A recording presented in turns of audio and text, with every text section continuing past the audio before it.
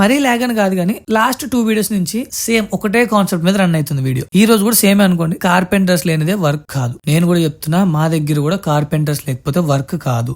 కానీ ఒక డిజైనింగ్ కంపెనీలో బ్యాక్గ్రౌండ్ లో జరిగే వర్క్ ప్రాసెస్ మీకు తెలియదు. అది ఏంటంటే ప్రతి ఒక్క ఇండివిజువల్ కార్పెంటర్ కాడ ఉండదు అని చెప్పడం నేను చేస్తున్నా గానీ కార్పెంటర్ లేకపోతే వర్క్ అవుతుందని నేను ఎప్పుడు చెప్పలే. సో దీనికి బేసిక్ గా చెప్పాలంటే ఒక డిజైనర్ గానీ ఒక డిజైన్ తయారు చేస్తున్నప్పుడు ఒక 7 మేజర్ ఎలిమెంట్స్ ఫాలో అవుతాడు అనమాట. అండ్ ఇవి కూడా కీ ఎలిమెంట్స్ అనొచ్చు.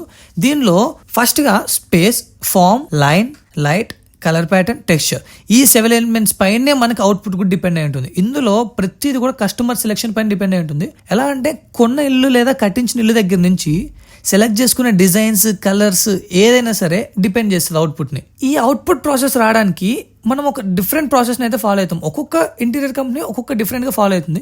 కొన్ని 5 ఫేస్ ఫాలో అయితే, కొన్ని 6 ఫేస్ ఫాలో అవుతాయి. నేనైతే 6 ఫేస్ ఫాలో అవుతా. అందులో enquiry, programming, concept development, design development, contract development, construction administration. ఇదంతా ఒక కస్టమర్ తో కానీ క్లయింట్ తో కానీ డిస్కస్ చేయం సార్, మేము ఈ ప్రాసెస్ లో చేస్తాం, ఈ ప్రాసెస్ లో వెళ్తామని. కానీ వాళ్ళతో పాటు ఆ ఫ్రెండ్లీ మేనర్ లోనే ఈ స్టెప్స్ అని మేము కంప్లీట్ చేసుకుంటాం.